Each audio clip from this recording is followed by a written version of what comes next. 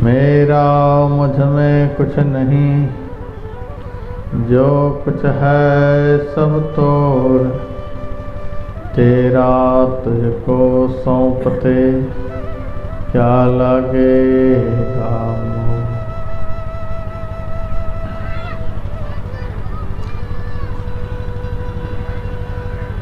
इस पवित्र मंच पर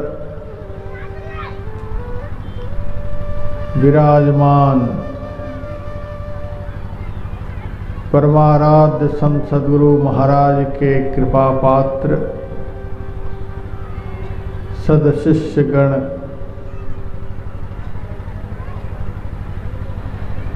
मानव जीवन का सबसे महत्वपूर्ण कर्म करने हेतु पधारे हुए सत्संग प्रेमी सज्जन वृंद, माताओं तथा बहनों, अभी मेरी प्रशंसा में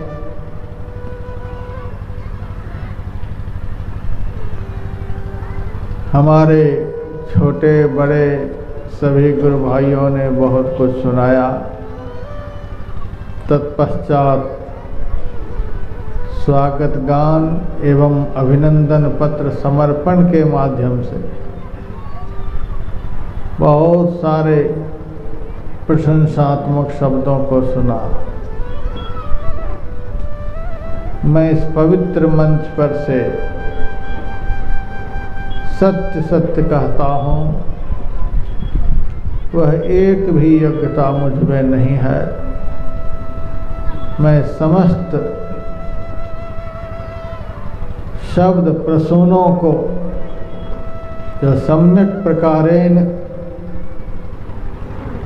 प्रशंसा के योग्य हैं, आदर के योग्य हैं, सम्मान के योग्य हैं, ऐसे सद्गुरु महाराज के चरणों में समर्पित करता हूँ।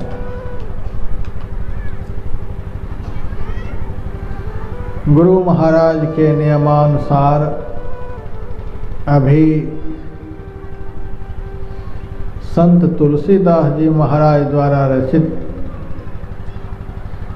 श्री रामचरितमानस ग्रंथ का पाठ करके आप लोगों को सुनाया गया है।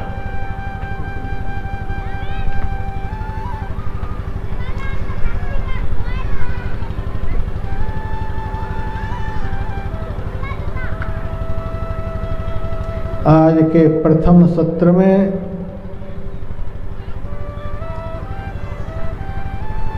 सत्संग की महिमा पर आपने बहुत कुछ सुना।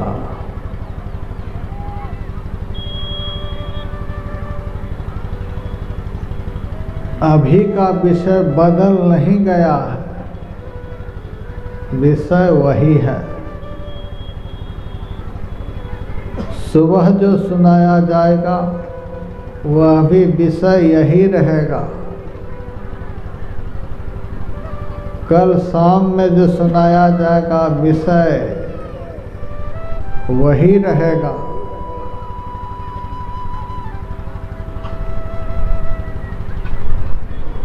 आप लोगों से कोई पूछेंगे क्या सुनकर आए हैं, तो क्या कहेंगे? सत्संग सुनकर आ रहे हैं, या नहीं कहेंगे ईश्वर का स्वरूप सुनकर आ रहे हैं।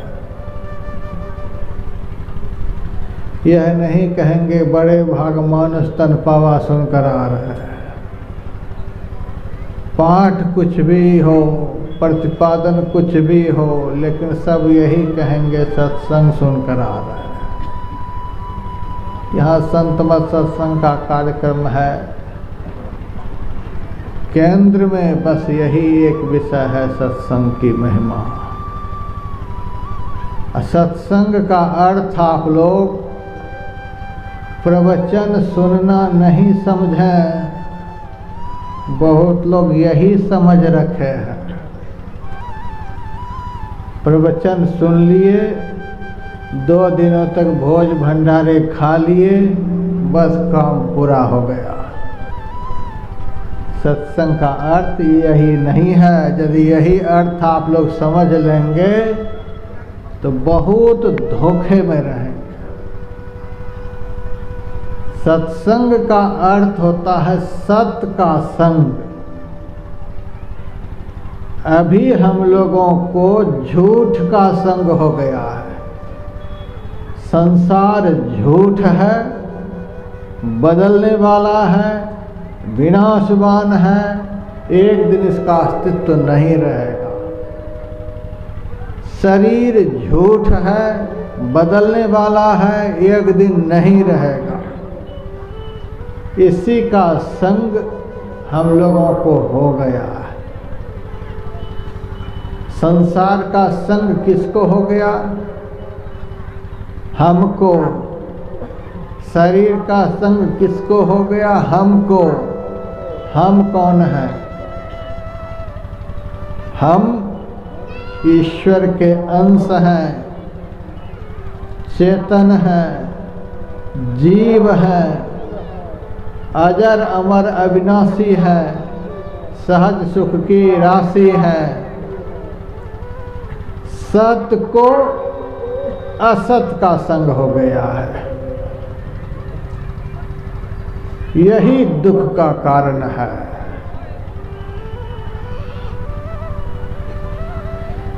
आपके घर में आपका लड़का हो चाहे आपकी लड़की हो, गलत आदमी का संग वह पकड़ ले, आपको सुख मिलेगा? नहीं मिलेगा। गलत का संग किसी अच्छे आदमी को हो जाए अच्छा नहीं होता है।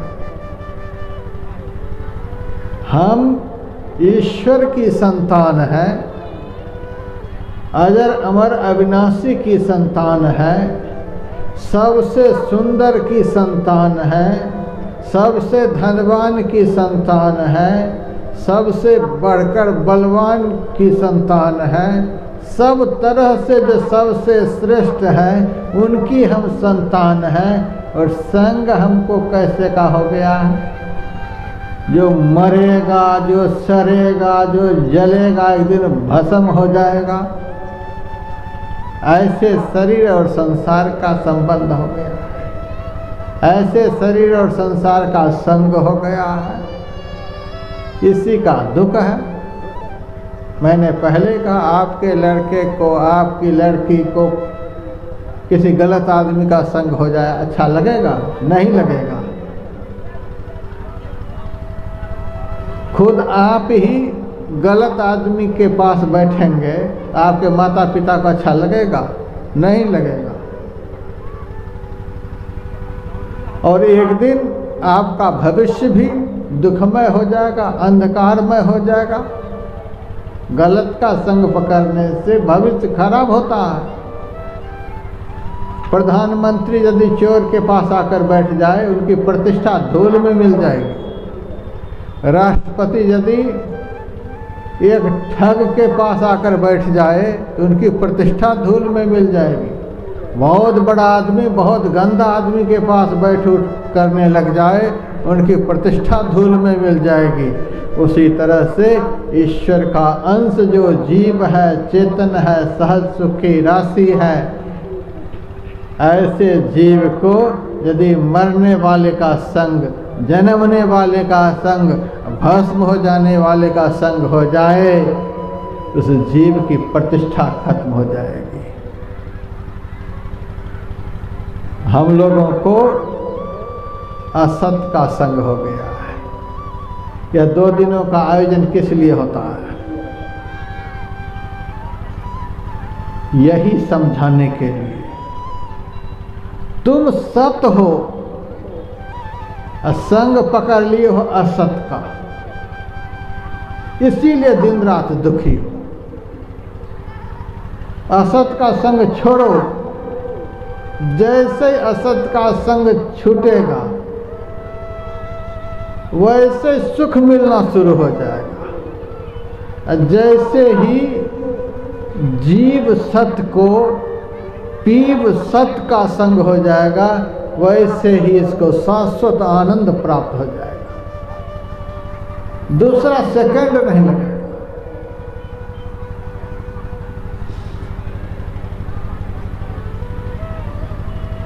भगवान कृष्ण ने बतलाया आत्मा को शस्त्र काट नहीं सकता है, जल गीला नहीं कर सकता है, आग जला नहीं सकती है।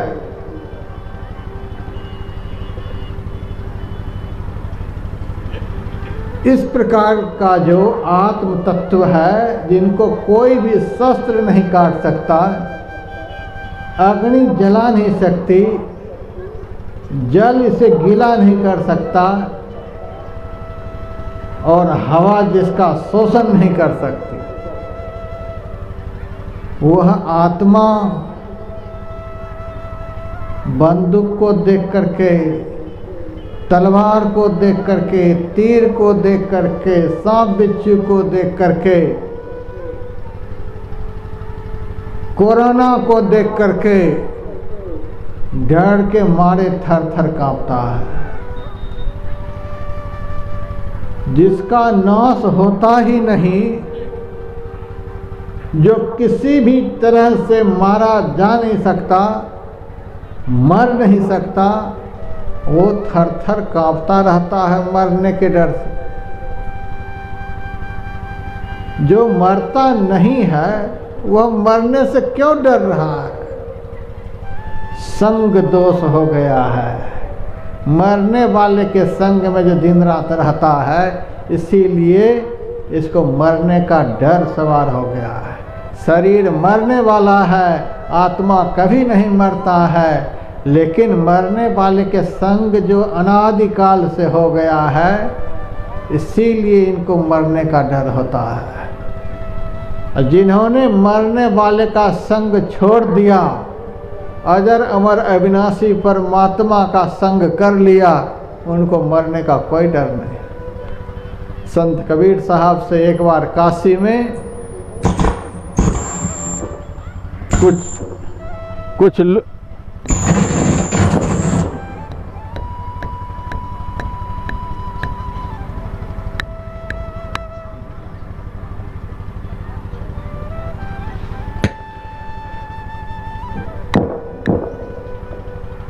संत कबीर साहब से काशी में कुछ लोगों ने पूछा, बाबा आप कब मरोगे? कबीर साहब ने कहा, तू कैसा आदमी है? मैं रोटी खाता हूँ अपना, सिर दुखता है तुम्हारा।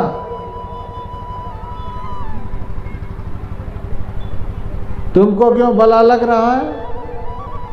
बाबा आप कब मरोगे? लोगों ने कहा, महाराज आपकी उम्र के काशी में कोई नहीं रह गए, इसीलिए आपसे पूछ रहा हूँ आप कब मरोगे? कबीर साहब ने कहा, जो अपने को मरने वाला जन्मने वाला समझता था वो मर गया। हम न मरते हैं न जन्म लेते हैं। मैं क्यों मरिया? हम काहे मरेंगे? तो लोगों ने कहा, आप क्यों नहीं मरोगे?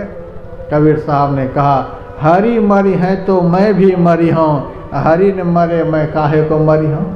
भगवान मर जाएंगे तो हम भी मर जाएंगे, भगवान नहीं मरेंगे तो हम क्यों मरेंगे?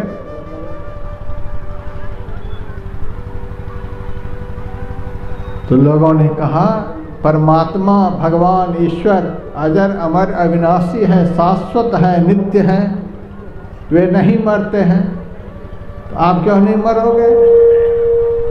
कबीर साहब ने कहा, परमात्मा अजर अमर अविनाशी नित्य शाश्वत है, तो क्या हम मरने वाले हैं?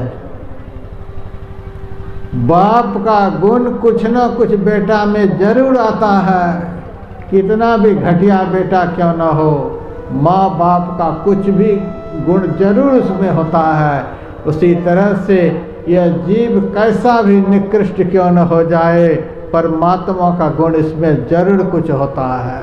श्री सद्गुरु महाराज की जय। आग की चिंगारी कभी बर्फ नहीं हो सकती है, उसी तरह से परमात्मा का अंश कभी विनाशवान नहीं हो सकता है, यह शाश्वत है, नित्य है। तो सत्संग का अर्थ हम आत्मा है, हम सत हैं, हमारा विनाश नहीं होता है, किसी भी काल में हमारा विनाश नहीं होता है। इसीलिए आत्मा को जीव भी कहा जाता है। जीव का अर्थ होता है जो सदैव जीवित रहे, कभी मरे नहीं। तो हम सत हैं, हमारा विनाश नहीं होता, हम कभी नहीं मरते हैं। अब परमात्मा भी सत है, वे भी कभी नहीं मरते। पुराणों में ब्रह्मा जी की आयु भी निश्चित है, विष्णु भगवान की भी आयु निश्चित है, देवी भागवत में शिव जी की भी आयु निश्चित है, प्रकृति की भी आयु निश्चित है, काल की भी आयु निश्चित है। सबकी आयु धर्मशास्त्रों में सुनिश्चित है, लेकिन किसी भी धर्म ग्रंथ में परमात्मा की आयु निश्चित नहीं की गई है। परमात्मा नित्य है, सत्य है। परमात्मा सत्य है और इस शरीर में रहने वाला जो आत्मा है यह भी सत्य है। इन दोनों का संग हो जाए, इसी का नाम सत्संग है।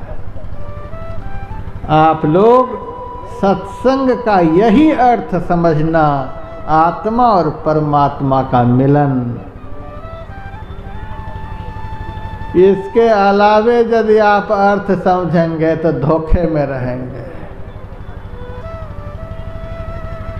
धन्य घड़ी सोए जब सत्संगा, वह घड़ी धन्य है जिस घड़ी में सत का संग हो जाए।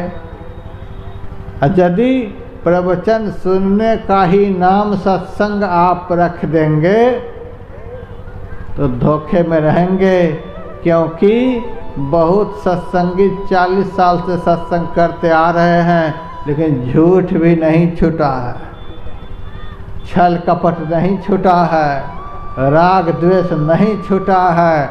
घर में उनकी दुर्गति हो रही है, समाज में उसकी फजीहती हो रही है। सत्संग तो 40 साल से कर रहे हैं, फिर इतनी दुर्गति क्यों हो रही है? तो उन्होंने सत्संग का अर्थ प्रवचन सुनना समझ लिया, इसीलिए दुर्गति हो रही है। सत्संग से आज तक किसी की दुर्गति नहीं हुई है। जिस दिन आत्मा सत को परमात्मा सत से मिलन हो जाएगा, उसी दिन इनकी दुर्गति खत्म हो जाएगी। कभी कष्ट होगा ही नहीं, कभी दुख होगा ही नहीं। अलग होने का ही दुख है। जब तक दोनों अलग हैं तब तक दुख है। हाँ, दूसरा अर्थ भी आप सत्संग का लगा सकते हैं। दूसरा अर्थ क्या? हम तो उस सत का संग नहीं कर पाए, लेकिन जिस संत ने उस सत का संग कर लिया है, उस संत का संग करो। यह भी सत्संग है, लेकिन दूसरी श्रेणी का है। जैसे संत के संग से आप अलग होंगे, वैसे ही असत के संग के प्रभाव से प्रभावित होने लगेंगे। वह स्थायी नहीं है, वो दूसरी श्रेणी का है।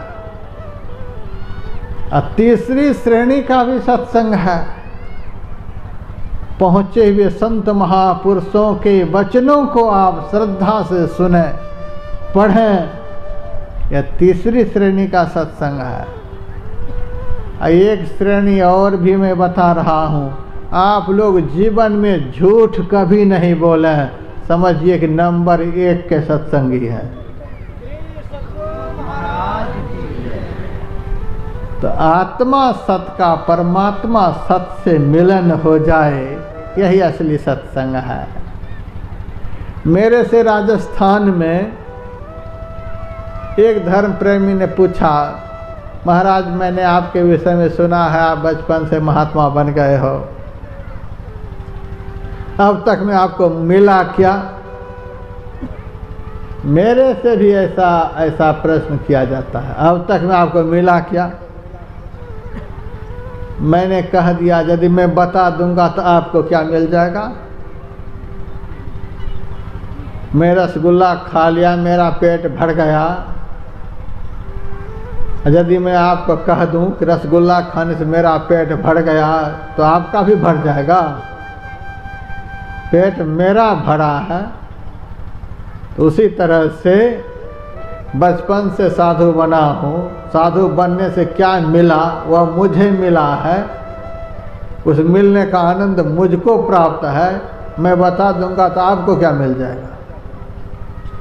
लेकिन वह सत्संगी था बड़ा होशियार, उन्होंने मेरे से कहा महाराज यह बात सत्य है, जो आपको मिला है वह मुझको नहीं मिलेगा, लेकिन यह विश्वास जरूर हो जाएगा कि जिस काम को करके आपको मिला वह काम यदि हम भी करेंगे तो देर सवेर हमको भी मिलेगा।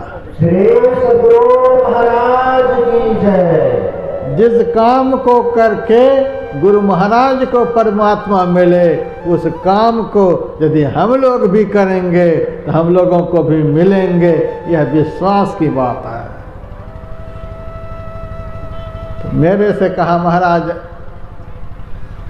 विश्वास हो जाएगा, आप बताओ क्या मिला? तो मैं भी तो बड़ा विकट ही आदमी हूँ। मैंने कह दिया मुझे जीवन में बहुत बड़ा दलाल मिल गया। सुनकर के सामने वाले को बड़ा अटपटा लगा। महाराज आप क्या बोल रहे हो? बचपन से मैं महात्मा बना हूँ और मुझे बहुत बड़ा दलाल मिल गया। मैंने कहा हाँ जी मैं सत्य बोला, मुझे दलाल मिल गया। उन्होंने कहा इसका क्या मतलब हुआ? मैंने कहा मतलब तो मैं तुमसे पहले पूछ रहा हूँ, बताओ दलाल का काम क्या है? वह कहता है महाराज दलाल का तो काम है दलाली करना। जिस जमीन का सौदा नहीं हो रहा है, खाता खसरा सब उलझा हुआ है, कागज ठीक ठाक है नहीं, जिस जमीन का सौदा नहीं हो रहा है आप दलाल के हाथ में सौंप दीजिए उस जमीन को। जितना ज़्यादा उलझा हुआ काम होगा, सौदा होगा, उतना अधिक कमीशन लेकर के आपका काम बना देगा। कमीशन लेकर के दलाल काम कर देता है। अभी पंजाब में मेरा एक काम चल रहा है। गुरु महाराज के नाम से मैंने एक बहुत बड़ा स्कूल बनवाया है। महर्षि में ही विद्या मंदिर। सीबीएसई बोर्ड के लिए परमिशन ले रहे हैं। अब हमारे आदमी कोई किसी ऑफिसर्स से काम करवाने के लिए जा रहे हैं तो 1000 नुस्ख निकाल देते हैं। कागज में ये कमी है, कागज में वो कमी है, 1000 कमी बता देते। पंजाब से चंडीगढ़ आते जाते हमारे आदमी की हालत खराब हो गई है। संयोग से मैं पंजाब के भटिंडा जिला में सत्संग करने के लिए गया था तो यही चर्चा हमारे मुंह से निकल गई, देखो ईमानदारी का युग नहीं रह गया। हमारे आदमी समाज की सेवा के लिए ही बड़े बड़े ऑफिसर्स से मिल रहे हैं कि थोड़ा सा इस कागज पर साइन कर दो तो 1000 नुस्ख निकाल देते हैं, काम करते ही नहीं। तब तक में एक दलाल मेरे सामने आया, महाराज यह काम मैं 2 महीने में करके आपकी जेब में कागज घुसा दूंगा। मैंने कहा कि कैसे घुसाओगे? यह नहीं बताऊंगा कैसे घुसाऊंगा। तो ठीक है घुसाओ। का ऐसे नहीं घुसाऊंगा, 6 लाख रुपए लेंगे, 6 लाख रुपए कमीशन लेंगे। आप चुपचाप आराम से आश्रम में बैठो और सारे दफ्तरों से, सारे ऑफिसरों से हस्ताक्षर करा करके कागज आपकी जेब में घुसा दूंगा। अब देखिए इतना उलझा हुआ मामला, 6 महीने से हमारे सारे आदमी परेशान, और दलाल के लिए यह काम बिल्कुल साधारण है। 6 लाख रुपए दो और आपकी जेब में कागज। तो जो काम आम लोगों से नहीं हो सकता वह काम दलाल कुछ % कमीशन लेकर आराम से करा देता है। आजकल तो लड़के लड़की की शादी के लिए भी दलाली हो रही है। लड़की कैसी भी कानी कुबड़ी क्यों ना हो, दो कुछ कमीशन, वो लड़के वाले के पास जाएगा और कितना सुना देगा उस लड़की की विषय। वहाँ लड़की तो एकदम लगता है स्वर्ग से परी उतर करके आई है, IAS कंप्लीट करने वाली है, क्या क्या सुना देंगे। लड़के वाले खुश हो जाएंगे और शादी करने के लिए तैयार हो जाएंगे। लड़का कैसा भी बिगड़ा हुआ मूर्ख चपाट हो, कुछ कमीशन लेंगे। लड़की वाले के सामने लड़के की बहुत बड़ाई सुना देंगे, लड़की वाले खुश होकर के शादी कर लेंगे। बाद में जो हो, एक बार काम तो बना ही देंगे। उलझा हुआ काम को जो कुछ % कमीशन लेकर के सुलझा दे, बना दे, यही काम दलाल का है। आप लोगों से मैं पूछना चाहूँगा, दुनिया का सबसे अधिक उलझा हुआ काम कौन सा है? दिल से उलझा हुआ कोई काम नहीं। जिस काम के सुलझ जाने पर सारा उलझन एक ही क्षण में समाप्त हो जाए, जिस उलझन के सुलझ जाने पर सारे उलझन सदा सदा के लिए समाप्त हो जाए, वह उलझा हुआ काम कौन सा है? जिससे उलझा हुआ दुनिया में कोई काम नहीं हो। क्या बताएंगे आप लोग? मैं ही आप लोगों की तरफ से बता देता हूं। सबसे उलझा हुआ काम आत्मा और परमात्मा का मिलन है। इससे उलझा हुआ काम और कोई हो ही नहीं सकता। देखिए 3.5 हाथ का शरीर है। हमारे गुरु भाई सब बहुत कुछ सुना है आपके विषय में। इस शरीर के भीतर में ही परमात्मा है, यह तो सभी सत्संगी को विश्वास है। इस शरीर के भीतर में 3.5 हाथ के भीतर में परमात्मा, और इसी 3.5 हाथ के भीतर में आत्मा। दोनों 3.5 हाथ के भीतर में। अब दोनों कितनी दूरी पर है भीतर में? आत्मा और परमात्मा कितनी दूरी पर भीतर में है? पेट में आत्मा और छाती में परमात्मा, कितनी दूरी पर? छाती में आत्मा और खोपड़ी में परमात्मा, कितनी दूरी पर? आँख और कान में जितनी दूरी है उतनी दूरी पर, मुंह और नाक में जितनी दूरी है उतनी दूरी पर, 2 अंगुली के बीच में जो दूरी है उतनी दूरी पर। आत्मा और परमात्मा के बीच में दूरी कितनी है? कोई बतला सकता है दूरी?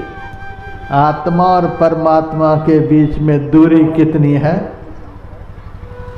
शायद कोई भी दुनिया के आदमी दूरी नहीं बतला सकते। दूरी है ही नहीं, दूरी बतलाएंगे क्या? पानी और बर्फ में कितनी दूरी है बता सकते हैं? बर्फ को तो आप देखते हैं। अब बर्फ क्या है? पानी का ही तो गोला है। पानी और बर्फ में दूरी कितनी है कोई बता सकते हैं? आप आँख से देखते हैं तो भी दूरी नहीं बतला सकते।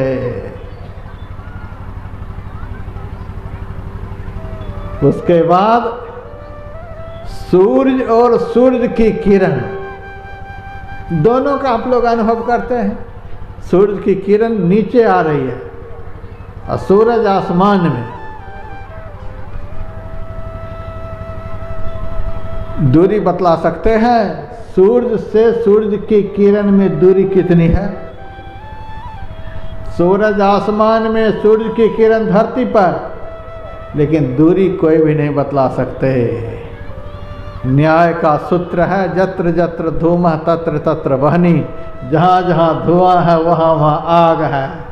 आग से धुआं की दूरी कितनी है कोई बतला सकते हैं? धुआं कहाँ दिखलाई पड़ती है, आग कहाँ है, लेकिन दूरी नहीं बतला सकते। रसगुल्ला आप लोग खाते होंगे। रसगुल्ला और रसगुल्ला में जो मिठास है उसकी दूरी बतलाइएगा। नहीं बतला पाइएगा। इमली आप लोग खाते ही होंगे। इमली और इमली में जो खटास है उसकी दूरी आप बतला सकते हैं। नमक का ढेला और उसमें जो खारापन है, इन दोनों की दूरी बतला सकते हैं। मेहंदी का पत्ता और उसमें जो लाली है उसकी दूरी आप लोग बतला सकते हैं? नहीं बतला सकते। आग और आग में जो गर्मी है, आग कहाँ है, गर्मी कहाँ पहुँच रही है, लेकिन दूरी बतला सकते हैं? आग से गर्मी इतनी दूरी पर है, नहीं बतला सकते। जिस तरह से इन चीज़ों की दूरी हम लोग नहीं बतला सकते, उसी तरह से आत्मा और परमात्मा के बीच की दूरी हम लोग नहीं बतला सकते। दूरी है ही नहीं। तो यही सबसे उलझा हुआ मामला है। दूरी कुछ भी नहीं, दर्शन कभी नहीं। दूरी कुछ भी नहीं है, तिल के बराबर भी दूरी नहीं है। ऐसे पूर्ण ब्रह्म कबहु तिल भर नहीं खाली। हमसे अलग कभी परमात्मा होते ही नहीं। मैं आप लोगों को विश्वास दिलाता हूँ, बाप आपसे अलग हो जाएंगे, बेटी आपसे अलग हो जाएगी, भाई आपसे अलग हो जाएंगे, दुनिया के सब लोग आपसे अलग हो जाएंगे, लेकिन भजन नहीं करने पर भी भगवान आपसे कभी अलग नहीं हो सकते। श्री सद्गुरु महाराज की जय। आत्मा और परमात्मा के बीच में दूरी है ही नहीं, लेकिन दर्शन होता ही नहीं। कितना यह मामला उलझा हुआ है। यह किस तरह की दूरी है? दूरी बिल्कुल नहीं है, दर्शन कभी भी नहीं। यह किस प्रकार की दूरी है? अब सुनिए दूरी किस प्रकार की है। हम लोगों के परदादा गुरु का नाम तुलसी साहब है। उन्होंने दूरी बतलाई है कि दूरी है क्या। उन्होंने लिखा, यह राह मंजिल इश्क है पर पहुंचना मुश्किल नहीं, मुश्किल कुशा है रूबरू जिसने तुझे पंजा दिया। यह राह, यह रास्ता, मंजिल, गंतव्य स्थान, इश्क, प्रेम, परमात्मा और आत्मा के बीच में प्रेम का अभाव ही दूरी है। प्रेम का अभाव, प्रेम का नहीं होना, यही दूरी है। बाप बेटे एक ही घर में रहते हैं, विचार नहीं आपस में मिलता है। लोग कहते हैं देखो बाप और बेटे में कितनी दूरी हो गई है। एक ही घर में बाप बेटे रहते हैं, लोग कहते हैं कितनी दूरी हो गई। आपस में प्रेम नहीं होने से दूरी बन जाती है। पति पत्नी एक ही घर में रहते हैं, किसी बात को लेकर आपस में तालमेल बिगड़ जाता है। लोग कहते हैं देखो पति पत्नी में कितनी दूरी हो गई। प्रेम का नहीं होना यही दूरी है। परमात्मा से प्रेम का नहीं होना यही आत्मा और परमात्मा के बीच की दूरी है। भगवान शिव का वचन रामायण में है, हरि व्यापक सर्वत्र समाना, प्रेम ते प्रकट हो ही मैं जाना। प्रेम जैसे प्रकट होता है वैसे दूरी खत्म हो जाती है। हमारे गुरु महाराज कभी कभी एक दृष्टांत सुनाया करते थे। एक जंगल में 3 महात्मा रहते थे। एक महात्मा अंडी पेड़ के नीचे, एक महात्मा आम पेड़ के नीचे, एक महात्मा इमली पेड़ के नीचे। तीनों तप कर रहे थे। उसी रास्ते से एक दिन नारद जी गुजरे। तीनों महात्माओं ने प्रणाम किया और पूछा महाराज आप कहाँ जा रहे हैं? नारद जी ने कहा हम साधु हैं, संत हैं, हमारा मंजिल तो एकमात्र परमात्मा है, हम जा रहे भगवान के पास वैकुंठ। अच्छा वैकुंठ जा रहे हैं? कहा अहो महाराज बहुत दिनों से इस पेड़ के नीचे तप कर रहे हैं, एक बार भगवान से पूछना भगवान कब तक में दर्शन देंगे। नारद जी ने कहा ठीक है जरूर पूछूंगा। नारद जी गए, भगवान को नमन किया। रात में नारद जी सेवा के समय भगवान से पूछते हैं, हे प्रभु रास्ते में 3 महात्मा जंगल में मिले, एक आम पेड़ के नीचे, एक अरंड पेड़ के नीचे, एक इमली पेड़ के नीचे, और तीनों महात्माओं ने मेरे से पूछा महाराज आप कहाँ जा रहे हो? मैंने कहा वैकुंठ। उन्होंने कहा आप हम लोगों के लिए भगवान से पूछेंगे कि भगवान कब दर्शन देंगे, बताइए भगवान आप कब दर्शन देंगे। विष्णु भगवान ने कहा तीनों महात्माओं से जाकर कह दीजिएगा जो महात्मा जिस पेड़ के नीचे बैठा है उस पेड़ में जितना पत्ता होगा उतने 1000 वर्ष तप करने पर दर्शन देंगे। नारद जी के मन में हुआ यह कोई जवाब है? अरंड पेड़ में कम पत्ते, आम में उससे ज़्यादा पत्ते, इमली के पत्ते तो गिन ही नहीं सकते, तीनों के लिए एक ही जवाब। भगवान की भी बात ऐसी अटपटी होती है, अब करें क्या, इनसे कौन बहस करे। चलो कह देंगे महात्माओं को। जंगल आए, सबसे पहले गए अरंड पेड़ वाले महात्मा के पास। उस महात्मा ने नारद बाबा से पूछा महाराज मेरे लिए भगवान ने क्या कहा? नारद जी ने कहा इस पेड़ में जितने पत्ते हैं उतने 1000 वर्ष तप करने पर दर्शन देंगे। महात्मा उठकर खड़ा हुआ पेड़ को देखने लगा, बहुत सारे पत्ते गिनने लग गए। तब उनके मन में अविश्वास हो गया, ऐसे भगवान का भजन कभी करना ही नहीं है। कितने साल से हम तप कर रहे हैं, उसके बाद भी करें इतने पत्ते, और 1000 वर्ष एक पत्ते पर इतना तप करने पर दर्शन देंगे। ऐसे भगवान को अब दूर से नमन करते हैं, चिमटा कमंडल फेंक दिया, चले गए घर। अब आम वाले के पास गए, उनको भी यही कहा। वह महात्मा भी आसन कमंडल फेंक करके घर का रास्ता पकड़ लिया। ऐसे भगवान का भजन करना है, जिनको दया नाम की चीज़ नहीं, इतने 1000 वर्ष तप करने पर दर्शन देंगे। अब नारद जी के मन में हुआ आम अंडी तो निकल गया, अब इमली वाले के पास जाऊं कि नहीं जाऊं, लेकिन करें क्या, अब कहना तो है ही। चले गए इमली वाले के पास। उन्होंने पूछा महाराज आप बोल नहीं रहे हो, क्या भगवान ने मेरे विषय में कहा? नारद जी ने कहा क्या कहूँ, लगे रहो। अरे महाराज यह कोई जवाब नहीं हुआ, भगवान तो कुछ जरूर बोले होंगे। नारद जी ने कहा तुम सच सच बताओ, ब्लड प्रेशर तो नहीं है, हार्ट की शिकायत तो नहीं है, ब्लड शुगर तो नहीं है? महात्मा जी ने कहा यह सब पूछ रहे हो, क्या बात है? नारद जी ने कहा अब बता दूं और हार्ट फेल हो जाए, ब्रेन हेमरेज हो जाए? अरे महाराज, भजन करने से हार्ट बहुत मजबूत हो जाता है, आप चिंता नहीं करो, आप बताओ।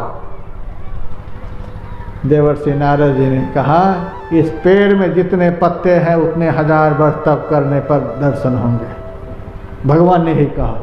अब तो महात्मा उठे, खुशी के मारे नाचने लगे। नारद जी के मन में हुआ बस हुआ, काम हो गया। महात्मा जी का ब्रेन फेल हो गया, महात्मा जी पागल हो गए। ऐसी बात सुनकर कोई खुश हो सकता है? और ये खुशी के मारे नाच रहे, ये पागल हो गए, अब हम करें क्या? वे खूब नाचते गाते खूब कूद रहे नारद जी के सामने। नारद जी ने कहा अरे पागल, पेड़ की तरफ देख, पत्ते कितने हैं, उतने 1000 वर्ष तप करने पर दर्शन होंगे, तो नाच रहा है। महात्मा जी ने कहा हम पत्ते देखने के लिए महात्मा नहीं बने हैं, हम तो परमात्मा को देखने के लिए महात्मा बने हैं। गुरु महाराज की जय। हम पत्ते देखकर करेंगे क्या? हमें परमात्मा नित्य नियम से सुबह शाम रोटी दाल दे रहे हैं, पहनने के लिए जितना साधु को चाहिए उतना कपड़े दे रहे हैं, पेड़ की छाया दे रखे हैं, और सबसे बढ़कर भगवान दर्शन देने के लिए वचन भी दे दिए हैं, हम दर्शन देंगे। धरती वाले के वचनों पर कभी भरोसा मत करना, ये कब बदल लेंगे बात को पता नहीं, लेकिन संत भगवंत के वचन कभी बदलते नहीं, संत वचन पलटे नहीं, पलट जाए ब्रह्मांड। इन दोनों के वचन कभी पलटते नहीं। शास्त्र में भगवंत के वचन हैं और सत्संग में संत के वचन हैं, ये दोनों वचन कभी पलटते नहीं हैं। पूरा विश्वास करके आंख बंद करके लग जाओ, काम पूरा हो जाएगा। भगवान ने वचन दे दिया है कि हम दर्शन देंगे तो अवश्य दर्शन होंगे। बात रही इतने 1000 वर्ष की, तो जब भगवान आयु दिए होंगे तभी तो बोले हैं। रोटी दिए, दाल दिए, कपड़े दिए, रहने के लिए जगह दिए, दर्शन के लिए वचन दिए, और इतनी लंबी आयु भी दिए हैं। हम साधु हैं, हमको काम ही क्या है, दिन रात भजन में लगे रहना है, हमें तो लगे रहना है। इसी खुशी के मारे हम नाच रहे हैं। उसी वक्त भगवान उनके सामने प्रकट हो गए। वे तो आनंद के मारे झूम रहे हैं, और देवर्षि नारद जी गुस्सा के मारे जल रहे हैं। ऐसे कहीं भगवान होते हैं? वैकुंठ में क्या बोले और यहाँ क्या देख रहे हैं? इन्होंने कहा था इतने 1000 वर्ष तप करने पर दर्शन देंगे, ये देखो फटाफट उतर आए, तुरंत प्रकट हो गए। अरे महाराज, यदि यही करना था तो अंडी और आम वाले ने क्या बिगाड़ लिया था? उनके सामने भी प्रकट होते। भगवान ने कहा उनके दिल में तो दया नाम की चीज़ ही नहीं, और प्रेम नाम की चीज़ नहीं।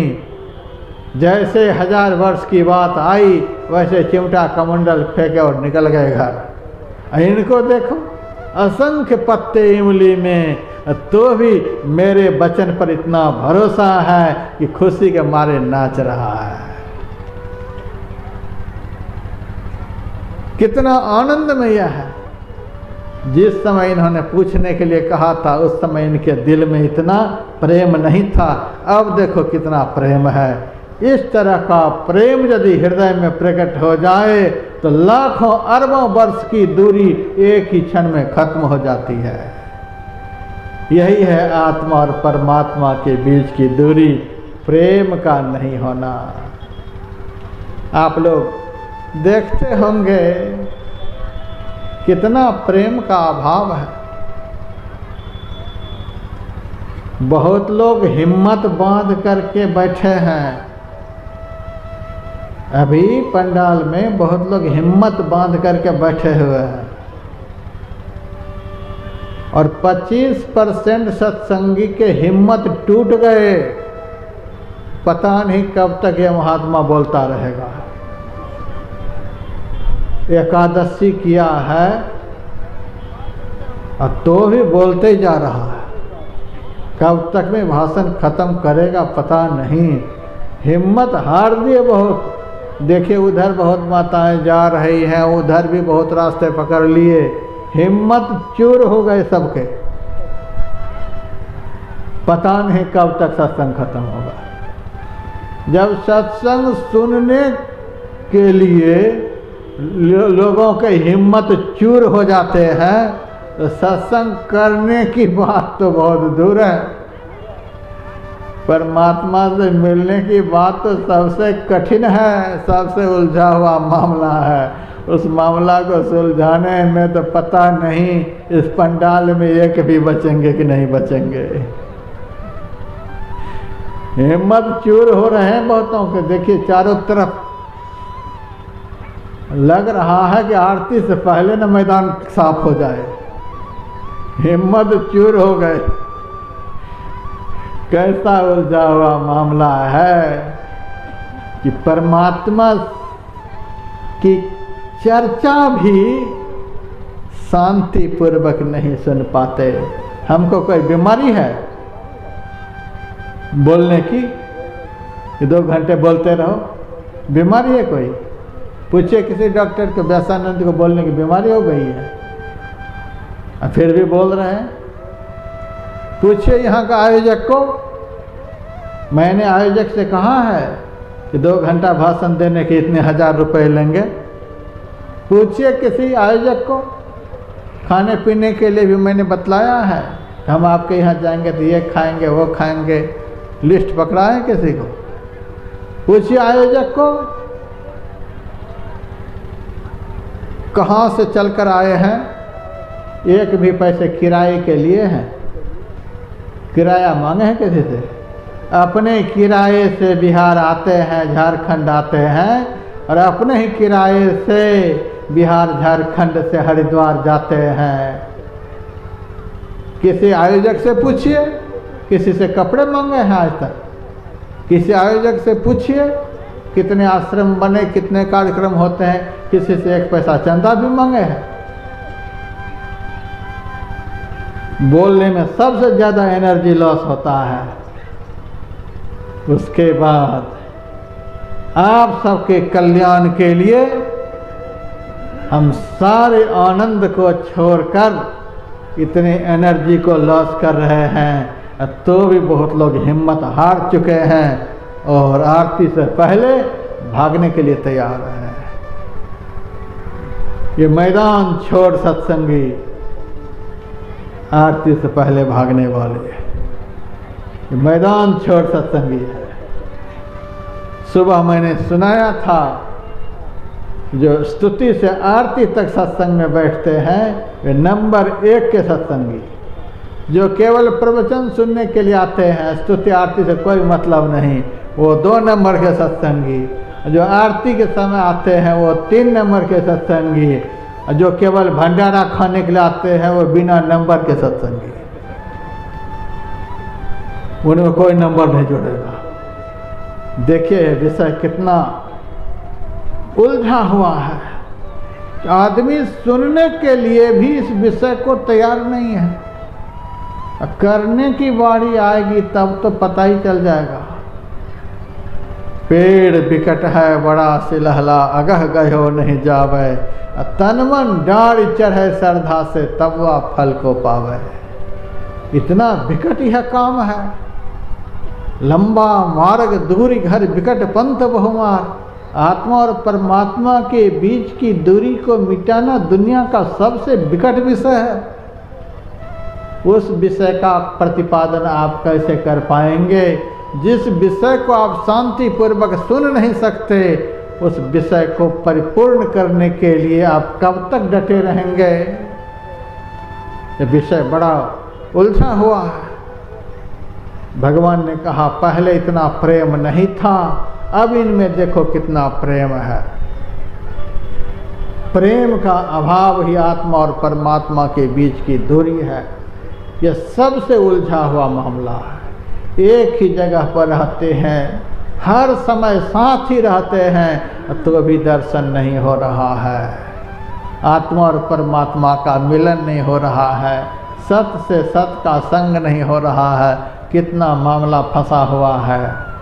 यह उलझन कैसे खत्म होगा? इसके लिए भी दलाल चाहिए। इस उलझन को जो खत्म कर दे वह दुनिया का सबसे बड़ा दलाल। मैंने कहा हमें जीवन में सबसे बड़ा दलाल मिला। और संत वाणी में दलाल शब्द का प्रयोग हुआ है। सुंदरदास जी महाराज की वाणी है, परमात्म सो आत्मा जुदा रहे बहुकाल, सुंदर मेला कर दिया सतगुरु मिला दलाल। आत्मा और परमात्मा के बीच में अनादिकाल से दूरी बनी हुई थी, मिलन नहीं हो पा रहा था, एक ही जगह रहते थे, दर्शन नहीं हो पा रहा था। सुंदर मेला कर दिया सदगुरु मिला दलाल। सदगुरु रूपी दलाल आत्मा और परमात्मा के बीच की दूरी को खत्म कर दी है। इस दूरी को खत्म करने का ठेका संत सदगुरु ही ले रखे हैं। संत सदगुरु को छोड़कर इस दूरी को कोई खत्म नहीं कर सकते। इसीलिए हमारे गुरुदेव ने कहा, ईश्वर देव पितर परिजन सो होतन यह उपकार, यह में ही होवत गुरु से ही, गुरु की अमित बलिहार। यह एकमात्र संत सदगुरु ही कर सकते हैं। लेकिन विशेषता यही है कि दुनिया का सबसे बड़ा उलझन तो सुलझा देते हैं, लेकिन कमीशन कुछ भी नहीं लेते हैं। बिना कमीशन के ही दुनिया का सबसे बड़ा काम कर देते हैं। साचो उपदेश देत, भली भली सीख देत, समता सुबुद्धि देत, कुमति हरतु हैं, ज्ञान देत, ध्यान देत, आत्म विवेक देत, ब्रह्म को बताए देत, ब्रह्म में चरतु हैं, मार्ग बताए देत, भाव हो भगत देत, प्रेम की प्रतीति देत, अभरा भरत हैं। खाली देत देत देत शब्द का प्रयोग हुआ है। संत सदगुरु रूपी दलाल के द्वारा लेने की तो बात ही नहीं होती है, सारे जीवन देते ही रहते हैं। सुंदर कहत जग संत कछु लेत नाही, निसी दिन संत जन देवो ही करत हैं। सबसे बड़ा उलझन को सुलझा देते हैं, लेकिन कमीशन कुछ भी नहीं लेते। अब बीच में आकर के धौंस भी नहीं देते हैं, मैंने इतना बड़ा काम करा दिया, इतना बड़ा काम करा दिया, यह भी नहीं। दर्शन करा देते हैं। दर्शन करा के दर्शन कराने वाले परमात्मा, दर्शन देने वाले परमात्मा में ही अपने को लीन कर देते हैं। भक्त देख भी नहीं पाता है कि दूरी खत्म करने वाले गए कहाँ। काहू से न राग देश, काहू से न लेन देन, काहू से न रोष तोष, काहू से न राग द्वेष, काहू से न बैर भाव, काहू से न घात है, काहू से न लेन देन, काहू से न दुष्ट बैन, ब्रह्म को विचार तजी और न सुहात है। सुंदर कहत सोई ईशन को महाईश सोई गुरुदेव जाके और होना बात है। कुछ भी उसके मन में नहीं कि मैंने इतना बड़ा उपकार इनके साथ किया है, इतना बड़ा काम कराते हैं। तो यही मुख्य विषय है आत्मा और परमात्मा का मिलन, यही है असली सत्संग। यह विषय इतना गहरा है कि आदि से अंत तक इसी का प्रतिपादन होता है। अभी ईश्वर स्वरूप के विषय में जितना कुछ पाठ करके सुनाया गया, उसी सत्य के विषय में सुनाया गया। जिस सत्य से मिलने की बात सुनने के लिए यहाँ आए हैं, जिस सत्य का संग करने के ख्याल से आप लोग यहाँ आए हैं, उस सत्य के विषय में जानना भी तो पड़ेगा। सबसे सुंदर वे है, सबसे सुंदर परमात्मा है, जिनसे हम मिलेंगे वे कैसे हैं? सबसे सुंदर है। यह क्यों बतलाया गया परमात्मा के विषय में? सबसे सुंदर है, इसीलिए बतलाया गया कि जैसे ही उनका दर्शन होगा वैसे संसार का आकर्षण एक ही क्षण में खत्म हो जाएगा। सबसे सुंदर है, इसीलिए सबसे ज़्यादा उनमें आकर्षण है। संसार का आकर्षण एक ही क्षण में खत्म कर देने वाले हैं। वे सत्य स्वरूप परमात्मा कैसे हैं? सबसे सुंदर, संसार के सारे आकर्षण को एक ही क्षण में खत्म कर देने वाले, सबसे अधिक बलवान, सबसे अधिक धनवान, सभी बातों में सबसे अधिक हैं। सारे भक्तों की वृत्ति को स्थिर करने के लिए काकभूषण जी महाराज ने गरुड़ जी से यह कहा है। सबसे धनवान जब वही है, हम लोग काहे के लिए थोड़े थोड़े धन वाले से प्रेम कर रहा है? सबसे अधिक धनवान हुआ है। सबसे अधिक धनवान जब वही है तो उनसे प्रेम हम क्यों नहीं करें? सबसे अधिक सुंदर वही है तो उनको ही क्यों नहीं देखा? सबसे अधिक बलवान वही है तो उनसे ही प्रेम क्यों न करें? सबसे बड़े बलवान से हम प्रेम करेंगे तो सब तरह से हम उनके बल के भरोसे सुरक्षित हो जाएंगे। सब तरह से वे सबसे बड़े हैं तो उनका संग यदि हमारा हो जाएगा तो हम भी सब तरह से सबसे बड़े हो जाएंगे। आज राष्ट्रपति के पास कोई उठेगा बैठेगा तो अपने को कितना बड़ा समझेगा। अरे हम साधारण आदमी हैं, राष्ट्रपति के पास बैठते उठते हैं, राष्ट्रपति से हमारा प्रेम है। किसी का प्रेम प्रधानमंत्री से हो जाएगा, वह अपने को कितना बड़ा समझेगा, कितना ध्वंस देगा समाज में जाकर। क्या समझता है हमको? हम प्रधानमंत्री का आदमी हैं, प्रधानमंत्री से हमारा प्रेम है, उनसे हमारा मिलना जुलना है। कोई मुख्यमंत्री का आदमी है, कोई कलेक्टर का आदमी है, वह कलेक्टर नहीं है लेकिन कलेक्टर से प्रेम जो करता है, कलेक्टर के पास जो उठता बैठता है, इतने से ही वह अपने को बड़ा समझता है। जो परमात्मा से प्रेम करेगा, जो परमात्मा का अंग संग रहेगा, वह कितना बड़ा आदमी संसार में होगा, कल्पना कर सकते हैं। इसीलिए इस विषय का पाठ हुआ। यदि प्रेम ही करना हो, संग ही करना हो, मिलना ही हो, देखना ही हो, हाथ ही मिलाना हो, ऐसे से मिलाएं, ऐसे का दर्शन करें, ऐसे से प्रेम करें जिनसे बड़ा सृष्टि में कोई हो ही नहीं सकता है। तो कल आप लोगों को उनका संग कैसे होगा, तो संग के लिए अभी बताया गया कि प्रेम का अभाव ही संग नहीं होने दे रहा है। प्रेम का अभाव कल बतलाया जाएगा कि किस तरह से ध्यान भजन करने से परमात्मा के प्रति प्रेम उत्पन्न होगा। कल के विषय सुनने से आप लोगों को यह ज्ञान हो जाएगा कि किस तरह से प्रेम होगा उनसे, और प्रेम होने के बाद कैसे वे क्षण भर में मिल जाएंगे हमसे, यह सब पता चल जाएगा।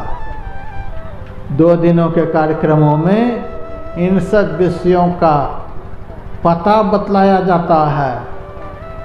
घर जाकर के अभ्यास करके जिनका पता प्राप्त किया यहाँ, उनसे मिला जाता है।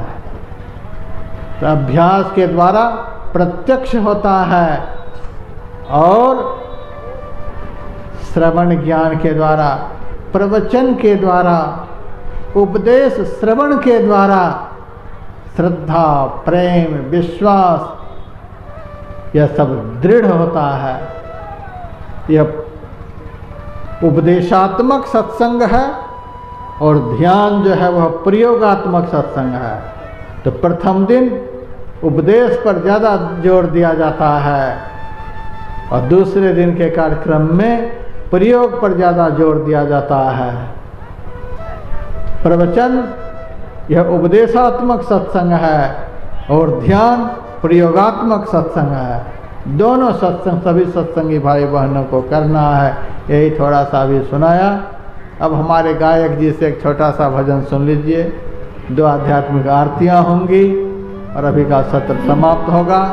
चलते चलते गुरु महाराज के साहित्य भी लेते हुए जाएंगे। जय गुरु महाराज।